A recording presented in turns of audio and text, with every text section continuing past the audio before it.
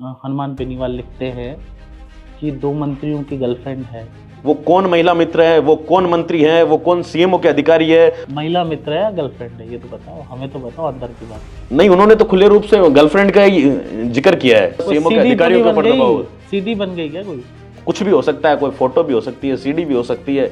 आपकी करोड़ीलाल मीणा जी की जो मेहनत थी, सड़कों पर आप आंदोलन कर रहे थे, टंकी पे चढ़ रहे थे, क्या मेहनत करी आपने? ये तो सरकार ने आपको तमाचा मार दिया सीधे सीधा। किरोड़ी लाल जी तो हमसे इतना तक कहते हैं कि जब मैं ज्यादा बोलता हूं तो सरकारें मुझसे नाराज हो जाती है। डॉक्टर भूपेंद्र सिंह की जो संलिप्तता है, संजय छोत्री की जो संलिप्तता है, सरकार चाहती है कि हम जिन लोगों को अपॉइंट करें उनके पेट में छुरा घोंप दें। डर किस बात का? आप क्यों चुप बैठे? विकास विदुड़ी क्यों चुप बैठा है? आंदोलन कहां तक करें? ये युवा आंदोलन के लिए थोड़ी बना है। तस्करों के बेटे बेटी थानेदार बन गए, ट्रक ड्राइवर थानेदार बन गया और बड़े बड़े कबाड़ी वाले लोग थानेदार बन गए, तो इस भर्ती में कुछ भी नहीं बचा। ऐसा हम मगरमच्छ ऐसा पकड़ना चाहते हैं छूट नहीं जाए। वो मगरमच्छ हमें मिल ही नहीं रहे, उनके सबूत नहीं मिल रहे। ये कहना चाहते हो? डॉक्टर साहब ने स्पष्ट शब्दों से कहा कि पूरी कैबिनेट में है एक मंत्री मैं हूं, मेरे अलावा कोई ऐसा भर्ती पर बात नहीं करता। लेकिन आखिर इस पर पेच कहां फंसा है कि इस भर्ती को रद्द नहीं किया जा रहा? कि जिसने ईमानदारी से पेपर दिया है तो वो क्या करेगा? उस थाने का थाने अधिकारी अगर फर्जी सुन के जाएगा तो आम जनता के साथ वो न्याय कर पाएगा? ये आम जनता से अगर लाखों लूट कर आए हैं ना, तो ये उस जनता से करोड़ वसूलने का काम करेंगे ये लोग। जब रात को मेरी 12 बजे गिरफ्तारी करने एसएचओ महोदय आती है, तब भी आप वहां पर पहुंचे थे, आपने कवरेज की थी, डॉक्टर किरोड़ीलाल जी भी वहां मौजूद थे। तो तमाम साथियों का और पूरे भारत अवतार चैनल का मैं तहे दिल से धन्यवाद ज्ञापित करना चाहूँगा। जो 50 पकड़े थे उनमें से 25 छूट गए कोर्ट से, उनको भी लगा दिया है।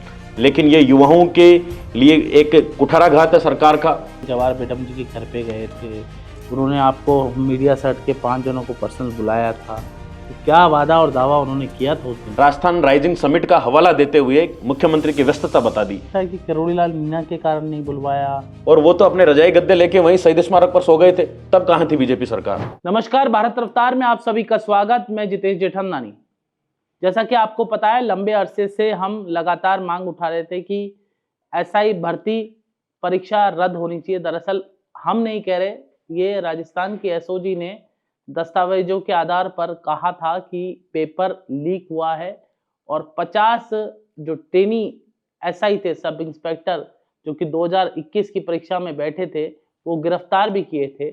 उसके बावजूद अब एक ऑर्डर आता है और वो भी 2024 की 31 तारीख को एक ऑर्डर आता है और नए साल पर युवाओं को भजनलाल सरकार तोहफा तो देती नहीं है बल्कि कुखाराघात करती है, ऐसा युवाओं का कहना है।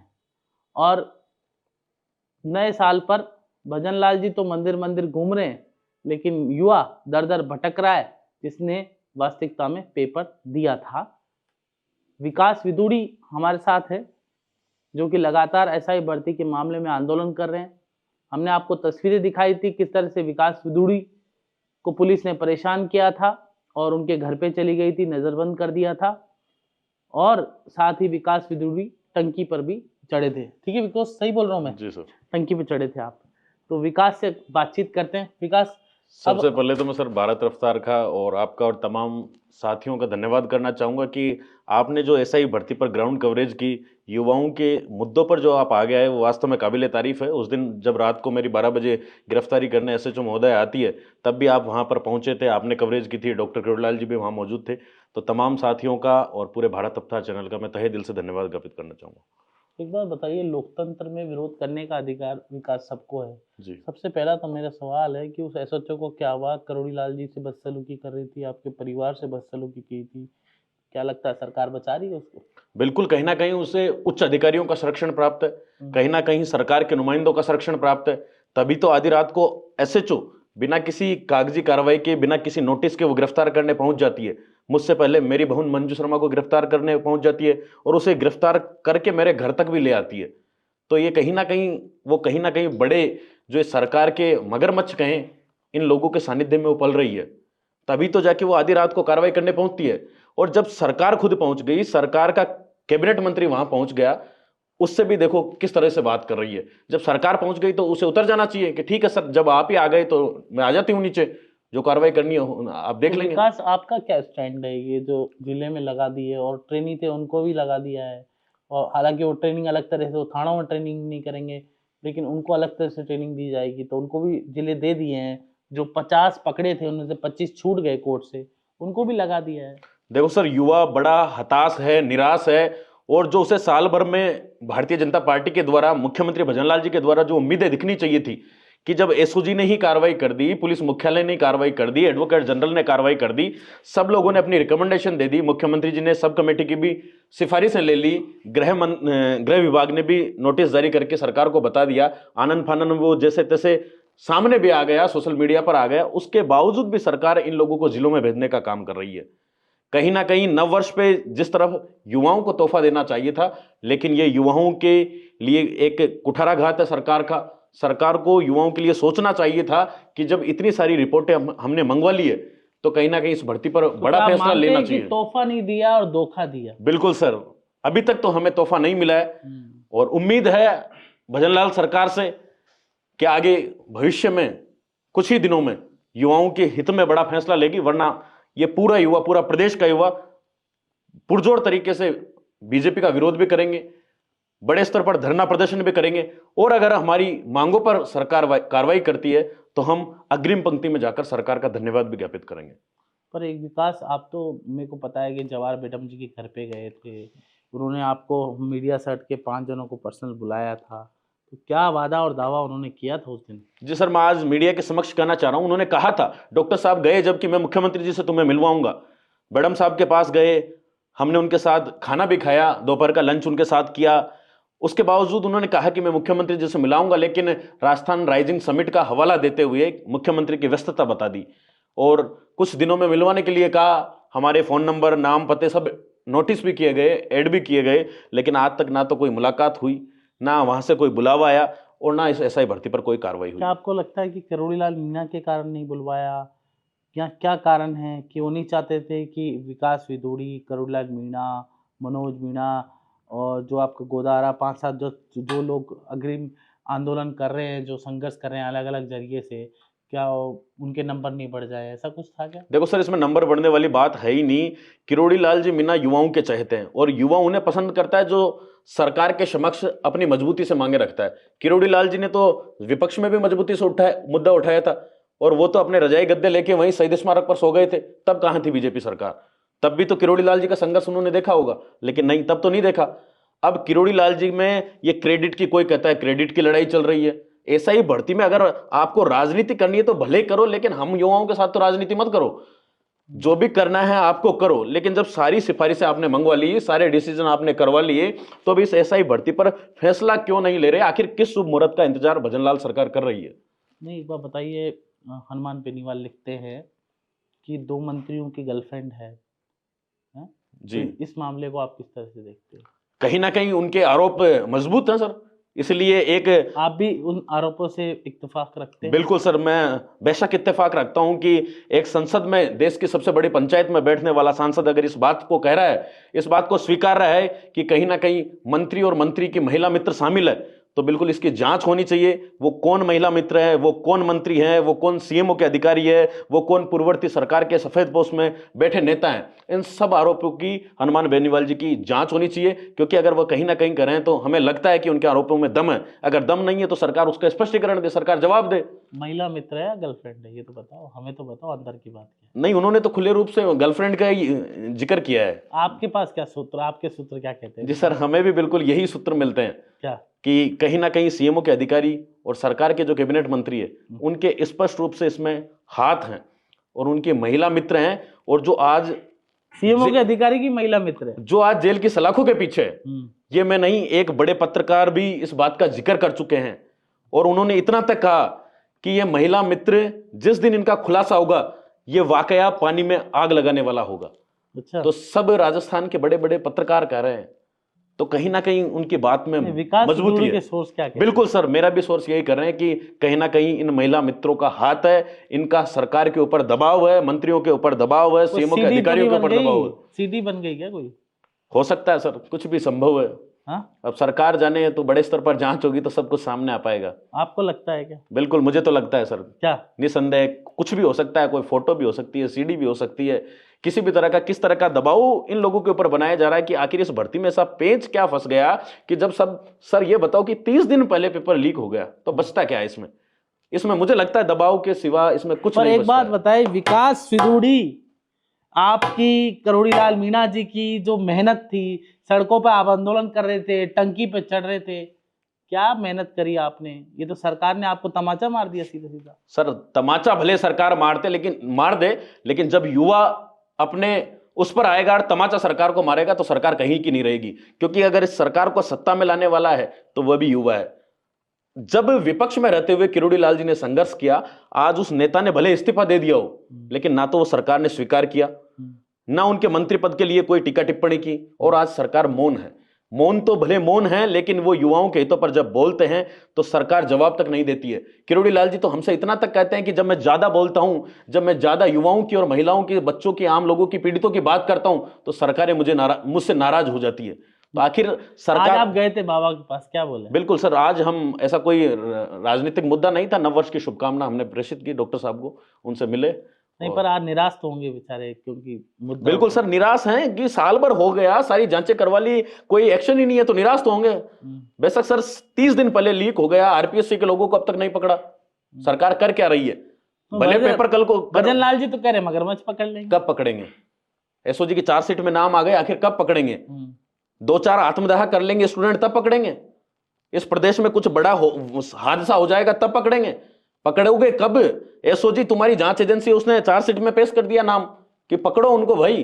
15 तारीख का पेपर जिस मंजू शर्मा ने बनाया, उस मंजू शर्मा ने उस एसओजी ने आरपीएससी से रिकॉर्ड मांगा कि 15 तारीख का पेपर किसने बनाया, तो आरपीएससी के पास कोई जवाब नहीं है कि 15 तारीख का पेपर किसने बनाया। 13, 14, 15 को जो आरपीएससी से एसआई भर्ती का एग्जाम होता है। डॉक्टर भूपेंद्र सिंह की जो संलिप्तता है, संजय छोत्री की जो संलिप्तता है, करेगी सरकार कार्रवाई इन पर? संजय छोत्री को कौन बचा रहा है? सरकार बचा रही है। आप कह रहे संलिप्तता है? आरपीएससी में सरकार में कौन, नाम लो ना। सरकार में जो बड़े पदों पर बैठे हैं, मुखिया हैं, मुख्यमंत्री जी हैं। मुख्यमंत्री जी से ऊपर कौन है? सरकार ही तो इन्हें नियुक्त करती है और सरकार ही संरक्षण दे रही है। सरकार चाहती है कि हम जिन लोगों को अपॉइंट करें उनके पेट में छुरा घोंप दें, उन्हें जेल की सलाखों के पीछे डाल दें। कभी नहीं चाहती सरकार, भले वो कुछ भी करे, युवाओं के सपनों को बेशक वो चूर चूर कर दें, युवाओं के अरमानों को तोड़ दें, उनके सपनों को बेच दें, लेकिन सरकार नहीं चाहती उनको जेल की सलाखों के पीछे डालना। पर मोदी जी ने तो अभी भी राइजिंग राजस्थान में भी कहा था युवाओं के साथ, मतलब पेपर लीक पे भी कहा उन्होंने, और कहा कि एम्प्लॉयमेंट पे भी कहा। और मोदी जी तो जब 2023 के चुनाव थे विधानसभा के, जब भी कह के गए थे एक भी माफिया नहीं बचेगा। मोदी जी तो जो कहते हैं वो करते हैं, ऐसे कहा जाता है। बिल्कुल सर, ऐसे कर भी रहे हैं वो। बिल्कुल सर, करते हैं। हमें पता है कि जब भी मोदी जी आते थे राजस्थान में, किसी भी विधानसभा में, किसी भी जिले में, तो कह के जाते थे, मोदी जी गारंटी दे के जाते थे इन पेपर लीक माफियाओं के खिलाफ, और युवाओं के हितों में वो कह के जाते थे कि तुम्हारे लिए, युवाओं के लिए जो हितों पर आंच आएगी तो उनको बख्शा नहीं जाएगा। लेकिन दुर्भाग्य है कि भजनलाल सरकार इन आरोपियों पर एक्शन नहीं ले पा रही। कोर्ट में क्या चल रहा है? कोर्ट में आगामी सुनवाई है सर, 6 तारीख या 9 तारीख को सुनवाई होनी है। आप लोग क्या कर रहे हैं? आप लोग क्यों चुप बैठे हैं? आज क्यों चुप? डर किस बात का? आप क्यों चुप बैठे? विकास विदोड़ी क्यों चुप बैठा है? इतने आंदोलन कर रहा था, सरकार के दबाव में, पुलिस के दबाव में, प्रशासन के दबाव में, या किसके दबाव में? देखो सर, या करोड़ीलाल मीणा ने मना कर दिया? आंदोलन कहां तक करें? ये युवा आंदोलन के लिए थोड़ी बना है। हमने 2021 में आंदोलन किए, 5 दिन डॉक्टर साहब शहीद स्मारक पर बैठे, सैकड़ों युवा हजारों की तादाद में वहां पर बैठे। मैं आज की बात कर रहा हूं, अब 21 पे ले गए। बिल्कुल सर, 21 से ही चला आ रहा है वाकया सर। इस पूरा वर्ष गुजर गया, लगभग 30 से ज्यादा छोटे मोटे आंदोलन कर दिए हमने। काली पट्टी से विरोध, क्या रूपरेखा है? हम छोड़ेंगे नहीं साहब। या तो सरकार भर्ती रद्द कर दे, वरना इस भर्ती के लिए मेरी जान भी चली जाए तो मैं पीछे नहीं हटूंगा। मरो मारो की नीति पे हैं? बिल्कुल, मैं उसी नीति पे हूं सर, क्योंकि जब इतना बड़ा भ्रष्टाचार हो गया और ये लोग सारे सिस्टम में जाएंगे तो उससे ये आम जनता मरेगी। तो वो आम जनता बच जाए, भले मेरा मरण हो जाए, मैं मर जाऊं, मुझे मेरी जान की परवाह नहीं है, लेकिन इस भर्ती से जो भ्रष्ट थानेदार चयनित तो होके आएंगे उनका इलाज होना जरूरी है, या भर्ती रद्द होना बेहद जरूरी है। क्योंकि जब 30 दिन पहले पेपर आउट हो गया, तस्करों के बेटे बेटी थानेदार बन गए, ट्रक ड्राइवर थानेदार बन गया, और बड़े बड़े कबाड़ी वाले लोग थानेदार बन गए, तो इस भर्ती में कुछ भी नहीं बचा है सर। क्या आपको लगता है कि जवाहर बेगम की चलती नहीं है? उन्होंने आपको बुला लिया और गोली दे दी, मीठी थी व्यस्तता बताई सर, अब क्या माने उनको। हम तो उम्मीद लगा के बैठे हैं और आशा और उम्मीद के साथ ही किसी के द्वार पे जाते हैं कि वो मुख्यमंत्री जी से मिलवाएंगे। खाली हाथ आ गए अब उनके द्वार। बिल्कुल सर, खाली हाथ आए हैं। अभी तक सरकार ने हमें खाली हाथ रखा है। पूर्ववर्ती सरकारों के घोटाले हुए उन पर पर्दा डाल रही है, तो खाली हाथ है। उस सरकार में इस सरकार में कोई फर्क ही नहीं बचता। 1 साल बेमिसाल। किस तरह से बताएं तो सही, वो एक्सप्लेन तो करें किस तरह से बेमिसाल हुआ। 1 साल किस तरह से बेमिसाल हुआ। आप 1 लाख नौकरी दे दी, 4 लाख फिर 7 लाख कर दी अब तो। कुछ नहीं है, सारी कागजी कार्रवाई है और मुंह बोली बातें हैं। हरियाणा चुनाव में जा के कहते हैं कि 17 पेपर लीक हो गए। 17 में से कार्रवाई कितनों में कर दिया आपने, ये तो बताओ। हाँ, उसमें आरपीएससी आरएस का भी हुआ था 2021। हाँ, 18-21 का बड़ा घोटाला हुआ। कार्रवाई एक में नहीं की, बस बोल देंगे कि राजस्थान में पूर्ववर्ती सरकार में 17 पेपर लीक हो गए। कोरोना कार्रवाई आपके एसओजी ने कह दिया। बीजेपी के प्रभारी हैं, हमारे पॉडकास्ट में हम बात कर रहे थे, वो कह रहे थे मध्यम वर्गीय मछलियां पकड़ ली है और मगरमच्छ पकड़ लेंगे। हम मगरमच्छ ऐसा पकड़ना चाहते हैं छूट नहीं जाए, इसलिए थोड़ा सा। तो आप कमजोर हैं, आप कमजोर है, ये साबित करना चाह रहे हैं कि अभी हमारा शिकंजा कसा ही नहीं जा रहा ढंग से। वो मगरमच्छ हमें मिल ही नहीं रहे, उनके सबूत नहीं मिल रहे। ये कहना चाहते हो कि तब वो मगरमच्छ हम मिलेंगे तब उन पर हम कड़ा शिकंजा कसेंगे ताकि वो छूट के नहीं जाए। प्रवक्त वो जो अपने राधा मोहन जी हैं, जो बीजेपी प्रभारी हैं राजस्थान के, हमने सब लोगों से निवेदन कर लिया, लेकिन इस भर्ती पर कोई बोलने तो को तैयार नहीं है। जब हम युवा अभी पिछले दिनों डॉक्टर साहब से मिले तो डॉक्टर साहब ने स्पष्ट शब्दों से कहा कि पूरी कैबिनेट में है एक मंत्री मैं हूं, मेरे अलावा कोई ऐसा भर्ती पर बात नहीं करता। आखिर क्यों नहीं करता? ये युवा थोती बात, ये राजनेता हमसे ही मीठी मीठी गोली देने की बात करते हैं। इनकी कथनी और करनी में अंतर क्यों है भाई? या हमसे तो वादे करते हैं कि हम आपकी बात कैबिनेट में उठाएंगे, आपके लिए इस तरह की कार्रवाई करेंगे, इस तरह की कार्रवाई करेंगे। आखिर ये मुख्यमंत्री जी के सामने मौन क्यों हो जाते हैं? इनको आगामी चुनाव में 2028 के चुनाव में टिकट का डर है क्या, या किसी को मंत्री पद लेने की लालसा है? ये बोलेंगे कब? वो एक मंत्री तो बेचारा बोल रहा है, तब से बोल रहा है। आखिर ये सरकार के मंत्री, कैबिनेट के मंत्री उस मुख्यमंत्री के दबाव में है या सीएमओ के अधिकारी के दबाव में? जब सारे फैसले हो गए तो उस किरोड़ लाल जी के साथ इनको मिलकर आवाज उठानी चाहिए कि साहब ऐसा ही भर्ती रद्द करो।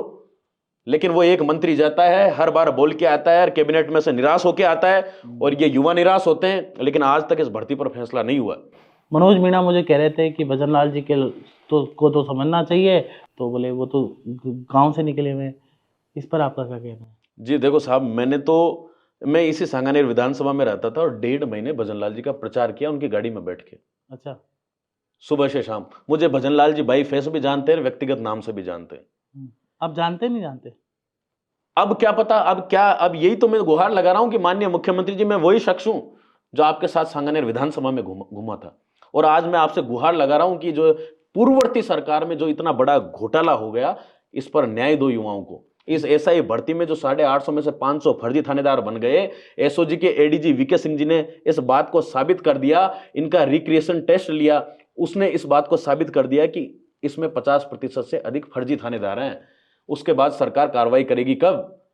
मैं तो भजनलाल जी का समर्थक हूं, उनका हितैषी हूं, उनके साथ घुमा हूं चुनाव प्रचारों में, बाकायदा मेरे पास सारी फोटोज हैं। उस वक्त तो विधायक का चुनाव मुख्यमंत्री बन गए थे। बिल्कुल बिल्कुल, हमें भी उम्मीद नहीं थी कि साहब मुख्यमंत्री बन जाएंगे। चेंज हो गया आपको लगता है? बिल्कुल, देखो व्यस्तता भी है, बदलाव भी है।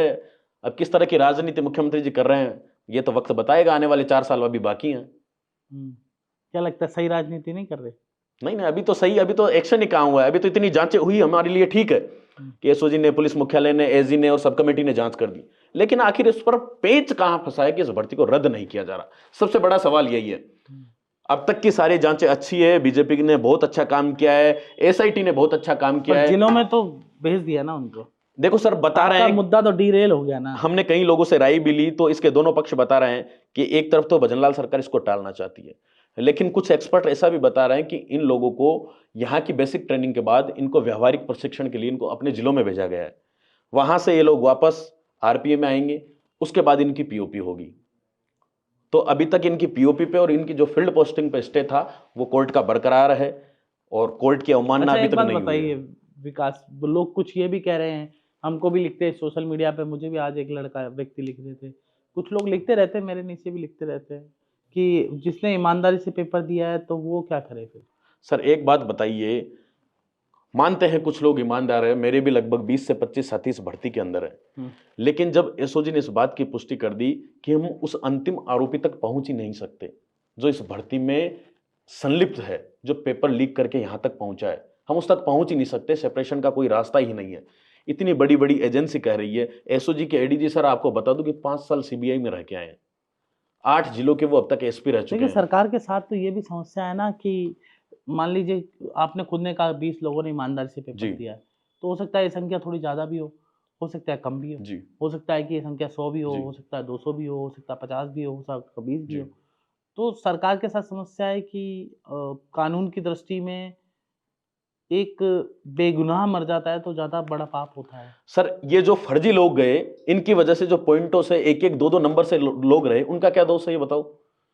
ये जो फर्जी थानेदार देखो इतनी बताओ, बड़ी संख्या में चुन के चलिए गए, पहली चीज ये की लोग अगर इनमें कैपेबिलिटी आपको होगी। अगर अधिकारी बना दिया जाए एक जी दिन का विकास विदुड़ी को और जी कहा का पेपर वापस से कराया जाए, तो जी क्या आपके पास वो है प्लान क्या है? जी, सरकार रास्ता तय करेगी, हमको देना पड़ेगा वापस। नहीं जिसने ईमानदारी से दिया उसके लिए क्या प्लान है? उसके लिए इनको सरकार वो दे रही है, एक और मौका दे रही है, उसके बाद इनका टाइम ड्यूरेशन दे रही है, इनमें एज में रिलैक्सेशन दे रही है सरकार, इनकी सारी मांगों पर खरी उतर रही है। लेकिन जो भ्रष्ट लोग हैं उनको रास्ता निकालने का तो कुछ तो ढूंढे सरकार। एसओजी, पुलिस मुख्यालय और एडवोकेट जनरल ये उच्चस्थ पदों पर बैठे। मुझे एक पुलिस अधिकारी, में नाम नहीं लूंगा, जी सूत्रों के मतलब मुझे पर्सनली व्यक्तिगत बैठ के बताया कि आप लोग लगातार खबर चला रहे हो, लेकिन उन्होंने कहा कि यार प्रैक्टिकली संभव नहीं है। मैंने कहा कैसे? तो उन्होंने कहा कि यार 3 साल वैसे ही थाना में नफरी कम है और इतने सारे ऐसा ही एकदम से ट्रेनिंग वेनिंग 5 साल लग जाएंगे, और ये एक उन्होंने टेक्निकल पॉइंट ये बताया जी मुझे। जी तो मैंने कहा इसके कारण ये जो जो गलत एसआई आ गए, मतलब 50 तो आपने पकड़ लिए, 50 से ज़्यादा ही होंगे, 100 200 500 जितने भी हों, तो मैंने कहा 50 तो आपने पकड़ लिए, ये गलत लोग जाके थाने में जाके भ्रष्टाचार करेंगे, उसका क्या है? सही बात है, नफरी कम है इसका मतलब ये फर्जी थानेदार थानों में भेज देंगे। वो थाना जो 1 लाख की संख्या पर एक थाना होता है, उस थाने का थानेधिकारी अगर फर्जी सुन के जाएगा तो आम जनता के साथ वो न्याय कर पाएगा? किस हालत पर कितना बड़ा भ्रष्टाचार होगा। आगामी 30 सालों तक ये पूरे प्रदेश को लूटने का काम करेंगे। बलात्कार के जैसे केस तो आनन फानन में यूं दबा दिए जाएंगे, क्योंकि ये तस्कर, कबाड़ी वाले, ट्रक ड्राइवर जैसे लोग थानेदार बन रहे हैं। ये आम जनता से अगर लाखों लूट कर आए हैं ना, तो ये उस जनता से करोड़ों वसूलने का काम करेंगे ये लोग। विकास दुड़ी जी, जो बच्चे आपको सुन रहे हैं, जी एसआई की जिन्होंने तैयारी की थी, लाखों बच्चे हैं, उनको क्या अपील करना चाहिए? मैं तो ये अपील करना चाहूंगा कि आप अपनी तैयारी को जारी रखें। हमें उम्मीद है मुख्यमंत्री जी से जिस तरह ये सभी फैसले अपने पक्ष में आए कि अभी तक कोई भी हमारी स्थिति किसी तरह से कमजोर है ही नहीं सर। योग्य अभ्यर्थियों के साथ हमारा दर्द है, लेकिन सरकार का फेल्योर है। जब सिस्टम फेल्योर होगा, जब 30 दिन पहले पेपर आउट हो गया, जब आरपीएससी के सदस्य और चेयरमैन ने मिलकर 150 लोगों तक पेपर बांट दिया, तो क्या गारंटी है कि वो 150 लोगों तक पहुंचा? पेपर माफिया तो अपने स्तर पर पेपर बांट रहे हैं, लेकिन हमने अब देखा पहली बार कि आरपीएससी से पेपर कंडक्ट कराने वाली एजेंसी पेपर लीक कर रही है। तो ये 2000, 5000, 10,000 कितने लोगों तक पेपर पहुंचा? देखिए बीजेपी के नेता भजन लाल जी के आसपास के लोग तो ये कह रहे हैं कि जब से 1 साल से सरकार आई है, एक भी पेपर हमारा लीक ही नहीं हुआ। यहाँ आपने सुना कि कोई पेपर लीक? हाँ, तो बिल्कुल उसका स्वागत करते हैं युवा। आप करवाइए आगे। अगर हम भी यही चाहते हैं कि आगे कोई भविष्य में पेपर लीक नहीं होना चाहिए, लेकिन ये अब तक जो लीक हुए हैं इनके खिलाफ तो कार्रवाई बैठे, इनके खिलाफ तो कार्रवाई निष्पक्ष रूप से हो। कि सरकार ने कह दिया, रामूराम रायका को बंद कर दिया, बाबूलाल कटारा ने जिसने 30 दिन पहले पेपर लाके दे दिया, तो आखिर उन लोगों पर कार्रवाई तो हो। जो चार्जशीट में एसओजी ने नाम दिए उन लोगों पर तो कार्रवाई हो। एसआई भर्ती पर तो युवाओं को न्याय मिले जैसे तैसे।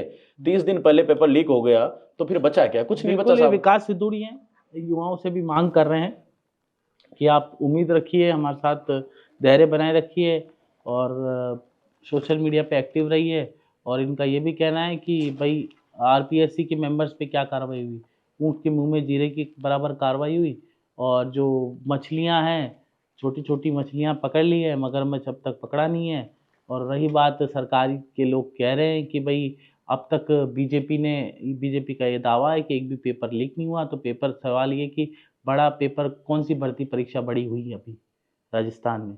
सवाल ये भी कि अब जो अब तक पुराने कार्यकाल में, कांग्रेस के कार्यकाल में 17 से 18 पेपर लीक हुए थे, उनमें से कौन सी भर्ती रद्द कर दी? खाली ईओ आरओ परीक्षा को छोड़कर कौन सी रद्द कर दी? किस पर कार्रवाई कर दी? कितने भ्रष्टाचार, कितनी मछलियां पकड़ी गई, मगरमच्छ कहाँ पकड़े गए?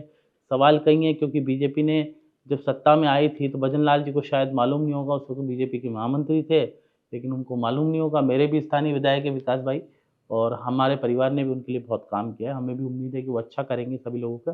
लेकिन भजन लाल जी उस वक्त महामंत्री थे तो उनको पता नहीं होगा बीजेपी ने घोषणा पत्र में क्या वादे किए थे। बीजेपी ने वादा किया था। सर मैं तो पहली बार मुख्यमंत्री जी से मिला था सांगानेर में एक जेएनयू के परिवार में हमने साथ ही भोजन किया था। तो मेरे मैंने तो उसी वक्त कहा था कि मुख्यमंत्री जी मेरे तो घर पे ही सत्ता में भोजन आने के करते बाद एसआई भर्ती पर एक फैसला होना चाहिए बीजेपी सरकार का।